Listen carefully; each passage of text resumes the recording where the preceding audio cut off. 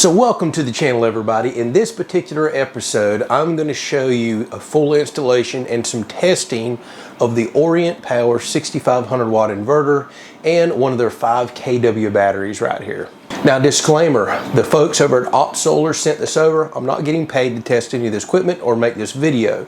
However, I do get to keep the equipment at the end of it. With that said, we're going to get you an honest review. If we have any issues with installation or any issues with equipment throughout this process, we're going to let you know, because you, the viewers, are what truly supports the channel and makes all this stuff work. So before we dive into the installation here, I'm going to tell you what we have. We have one of the Orient Power 6500 watt inverters here.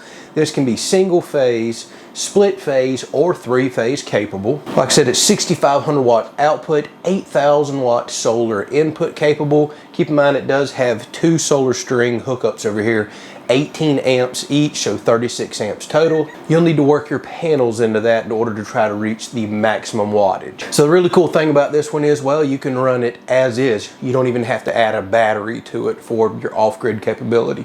This inverter can tie into grid power and can also tie into solar panels. So long story short, what that means is it can use the incoming solar power as first priority and then swap over to grid power all behind the scenes. You can program all that to happen for you. Now, the third option would be the off-grid option. Add as many batteries as you like, whatever you need for your system, and you can set up different priorities into this to where it'll run off of solar power, battery power, and grid as a third, or no grid at all. So you have lots of different options and flexibilities with this system. As far as the batteries go, they're quite affordable lithium iron phosphate batteries here. 5 kW of capacity, and well, you can add just about as many as those as you need to build your system out as well. So the other really good thing about all this is it is quite affordable. I'm going to put some links down in the description if you want to go check out OpSolar for this equipment. It ships out of California, if I remember correctly. Mine showed up on a semi-truck, a very small truck, and I was able to offload it. Keep in mind these batteries are well over 100 pounds, like 110 pounds. The inverter is quite light and easy to handle. So if you're looking for an affordable solution and to start building out, well, your off-grid or grid-tied system, you may want to check this video out. I really think it's a lot of bang for the buck. Now, long-term testing, well, that'll let us know if the equipment really holds up. So we're going to do multiple videos, and I'm going to test this stuff for quite a while as well.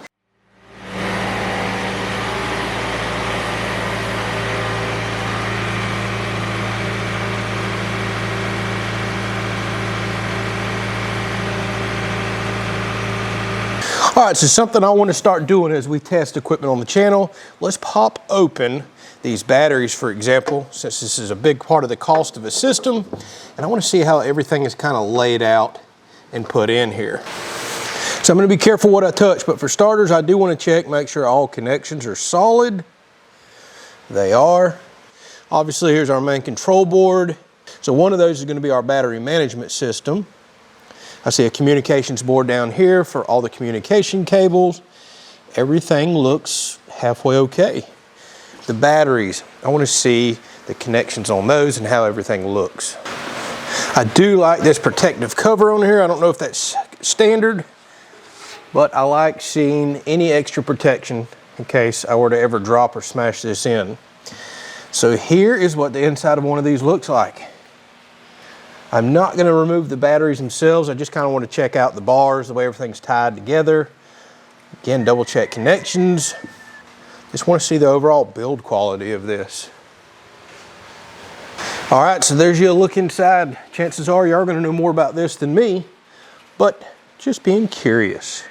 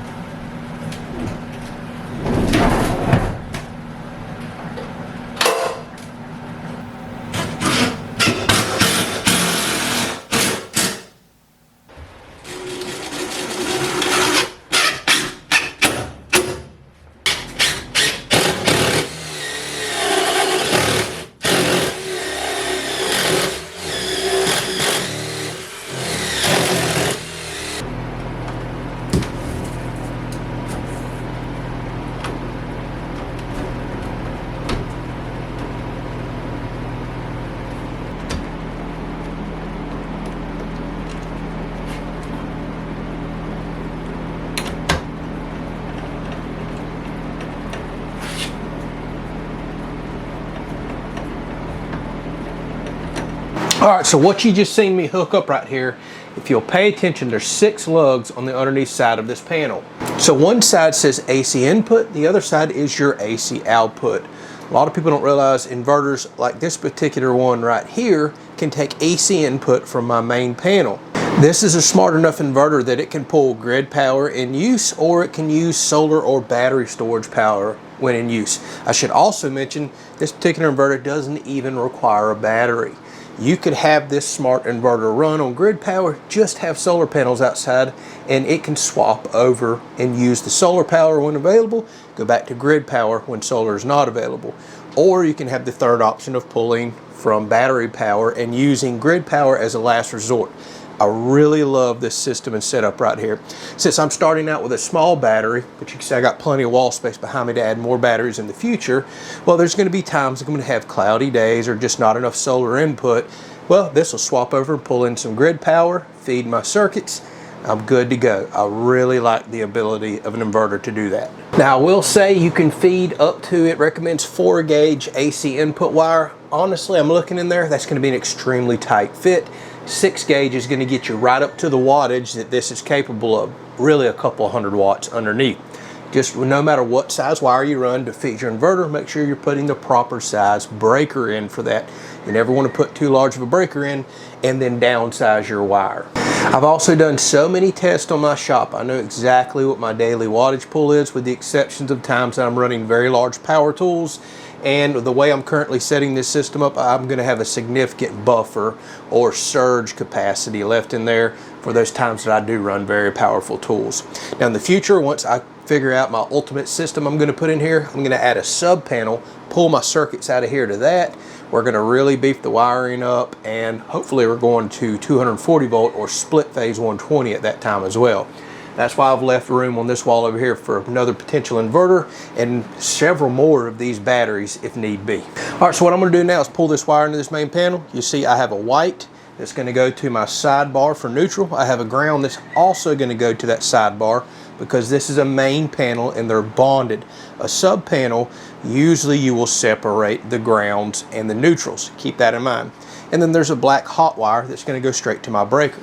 So now this can pull in grid power as I program and set it up for whenever I need it to do that.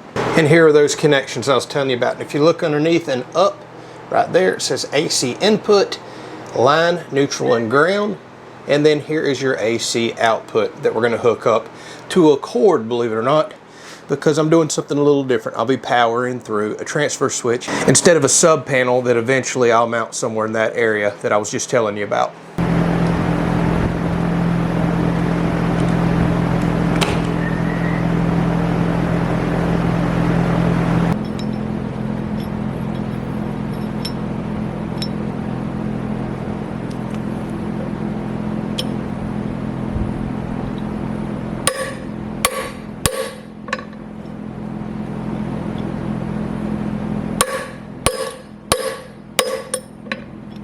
Alright, so now I have my 2 aught cables made up, and I looked in the manual. This is what they suggested for this particular battery setup. On the bottom side, there is a circuit breaker that comes built in these on-the-wall batteries. Make for sure that's in the off position. You want to start connecting cables up to the lugs in here on the inverter and arcing off into sending power. We want to make for sure that circuit breaker's off and it kills the positive load. It's also really nice that they have that circuit breaker built in, so now I don't have to mount one on the wall in between the positive.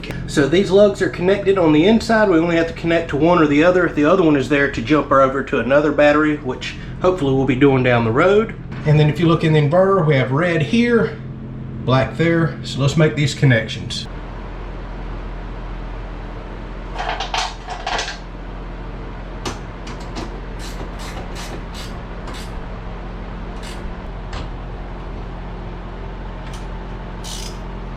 Alright, so pay attention. Underneath here is the output side. This is your AC output. You have a line, a neutral, and, well, a ground right there. Typically, you would wire this up and run out, well, to a sub panel. Don't forget, I'm doing things a little different in this episode. Only we're going to continue to build this system out, but I have to provide power, 120 volt power, to both sides of this box because it's split phase right here, which I can do by jumpering a wire. And this is technically my sub panel for now to all my critical circuits in the shop. The reason I'm doing this is because I'm a review channel. I test a lot of stuff, so I'm actually going to wire this up to a heavy duty cord that I can put in here, and then I can remove that cord for testing other equipment. Now this particular box is rated for 7,500 watts, 1,000 watts more than this unit can provide, so everything is nice and safe here, and I monitor my shop heavily. I don't pull anywhere near that much power on a continual basis. All right, so now I'm about to go through the menu on this inverter right here, and the manual comes with page after page of menu and initial settings that you're going to want to set up. So this Orient Power 6,500 watt inverter here, the nice thing about it, it's an all-in-one unit. It has a 120 amp charger for, well, your battery or multiple batteries. This is also a grid-tied system, as I showed earlier in the video, so I can flip a breaker on in there, and I can program and set this up to work off of grid power when either I don't have enough battery power. You can also set up priorities. I really like that about this system. So this system can run off of prioritized to solar first, which is what I want if I run low on my battery here, and probably will because I need more batteries than this. Well, then it'll instantly swap over without me doing anything to grid power, run through this and output out to the source.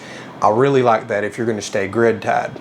Now you set up your battery type in here as well. These are lithium iron phosphate batteries right here. The voltage, this is a 51 volt system or battery right here as well. You can set this inverter up to run off of rack batteries, your standard batteries. All those settings are in here. You can also set up your voltages, output voltages, input voltages, all that you want to know and go ahead and program in before you start using this system. Keep in mind, this is all smart stuff here. You got a battery management system built in, so you can program and learn and set parameters for temperatures, although it'll already have some of those set. And by the way, up until this point, I've been heavily involved in portable power stations, which is kind of this entire system here wrapped up in a smaller package. Now they're less powerful, they're built more for portability. This is built more for running a structure like this. But I'm very happy to see these batteries right here have some awesome operating temperatures. A lot of people are concerned about lithium iron phosphate batteries because, well, they don't work in sub-freezing temperatures. At least that's what a lot of people think. But here are the parameters on this particular battery right here as well, as far as the temperature performance goes. Discharge temperature has a range of -4 degrees to 140 degrees. That's a huge range and a lot colder temperatures than I was expecting. Although being here in Florida, I'm kind of more concerned about the upper temperatures. This room should never see 140 degrees. Coming up in one of the next episodes, I have some awesome ventilation that's going to be coming on here that's going to be fully automatic and temperature controlled. Charge temperature, that's where people are most concerned. A lot of batteries out there won't work below 32 degrees. This one claims 23 degrees is the low end of allowing it to charge, up to 131 degrees. And it also has a down to 23 degrees storage temperature. This is all in Fahrenheit, by the way. Now the cool thing is, well, your BMS, your battery management system, is going to monitor all that and cut everything off. This system, once programmed and fully set up, it's all automatic. You don't do anything else, especially if you're grid tied. It's monitoring the battery, it's monitoring the temperatures, it's monitoring output voltage, input voltage, how much wattage are you sending out, how much current there is, if it needs to swap back over to grid. Again, everything is very automatic, a lot more automatic than I even realized. All right, so after going through the manual and doing quite a bit of programming and setting stuff up, you have all these different menus here. We go through and set your parameters of the battery, charging. Again, do I want grid power, having priority, or being used at all? I think I've got it all set up. So you can see the little diagram on here. See the little lines underneath all of those symbols right there? One says MPPT charge controller right there. So it shows that we do have some solar coming in. I have that connected, although it's late in the afternoon. It's showing that we are charging the battery. It's showing it's coming from the battery from DC and then AC over to output. And then I have all different kinds of menus we can go through here to look at the hertz coming from your input. By the way, I can flip that breaker off and kill that at any time that I want to. That's the first set of solar panel menus right there, which I only have one set plugged in to the second output. So there it is, currently getting 114 volts in. It's very late in the afternoon, so not much power coming in at all. There's the amperage coming in from your panels outside, how many watts. We'll test this tomorrow. I'm expecting to get, you know, upwards of 1200 watts during the day like I normally see. So here's our battery menu. We're currently at 52.8 volts, and you can see that we're also charging right here as well. I have set this up to where solar is first priority to charge the battery, although now that the sun's going down, it'll most likely start charging from the grid. I'll also run a test over the next many days, and then we'll do an update video too where I'll get the system fully charged and we'll run off of strictly solar. I'll kill grid power. We're using 21% output right here. That's because I have a lot turned on in the shop. So look right here, 1.39 kilowatts going in my shop right now. I have lights on, fans on. I also have freezers, refrigerators, window units, all kinds of stuff out here. So 1.3 kilowatts. That's way, and I mean way more than my house uses. But for example, I'm gonna turn the shop lights off right now. Watch what happens. Now we're below 1 kilowatt. My fan out there is pulling several hundred watts. I can go kill it right now. But I want to go ahead and run the entire shop. Once I go in for the night, I'm expecting to continually pull around 300 to 400 watts, keeping those freezers and refrigerators going. And when my window unit kicks off and on tonight, it'll pull an additional 300 watts.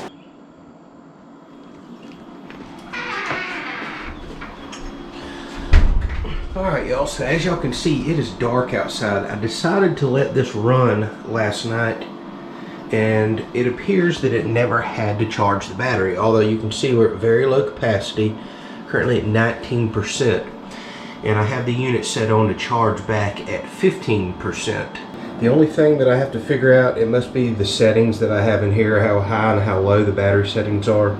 This still thinks the battery is quite high. There's also a communication cable I can plug in between the two. So I got to research that a little. Maybe they'll communicate a little better. But this is looking at a voltage range that this battery gave me in a manual, and it's kind of roughly guessing at battery capacity. Obviously, this is the one I'm going to trust right here. We'll get all that figured out as we mess with this a little more. But the good news is we ran the shop all through the entire night. I wasn't sure if it would do it or not. And it looks like about the time the sun would come up, we'd be around 15% on this. Problem is they're calling for rain all day today. That's what you experience with solar systems. So this is going to kick on the grid in just a little bit, charge the battery back up. Perfectly fine with that. As I continue to build my system out larger in the future, what I would do is, well, have more battery capacity to get me all the way through a rainy day like today, and then it could charge up with sunlight tomorrow, assuming we had it. So what I'm hoping to accomplish in the future is enough of a battery power wall over here, maybe a second inverter, to the point that it's extremely rare, if ever, I have to tie into the grid to charge the system up. Well, that's kind of the whole point of solar for most people. Use as little electricity as possible or go completely off grid. You'll just have to size your battery system to do that. Now the other great news, we ran all through the night. The room is not hot at all, y'all. I'm extremely impressed. There's practically no heat coming out of the inverter, which I don't have it loaded up heavy, and no warnings, no issues whatsoever. So I'm going to continue to spend some time testing this. I mean, well, it's permanently mounted now, so obviously I'm going to run this every day. I'm very curious to monitor my energy usage and my electric bill to see how much this reduces the shop. Obviously the ultimate setup would be 2 inverters and more batteries to where the shop is completely off grid should I want it, but no doubt this alone is already going to knock my electric bill down extensively for the month, because the majority of the usage out here, around the clock usage, is 120 volt equipment. And well, this is running every critical circuit that I have out here that's going to pull 120 volts. So that's an excellent deal for 5 kW worth of lithium iron phosphate batteries right here. And I really like the on-the-wall batteries. I know a lot of people are saying, hey, do rack batteries. We have room to test that in here, and we may in the future. But this saves me so much floor space and gets stuff out of the way. Yeah, they're heavy. Yeah, you got to get them on a wall that'll actually support them, but they don't take up much room. Even if I put 3 more on the wall behind me, not taking up much room space in a small area. All right, I don't know what else to say. The price seems right, the equipment's running, long-term testing's where we need to be now. I'll release another video in a few weeks. We'll kind of start eyeballing what it's doing for electricity usage in the shop, and then long-term down the road, maybe in another couple months when I get my first real electric bill in, We'll see how much we've knocked the shop energy usage down. We may crunch some numbers. Even though I have relatively affordable electricity here, it's still going to be nice to see, will this eventually pay for itself? In higher cost areas, no doubt that it will. This stuff's actually quite affordable compared to some other stuff that I've looked at. So thanks again, Op Solar, for sending it out. We'll have more tests for y'all. Thus far, the Orient Power equipment, I'm impressed.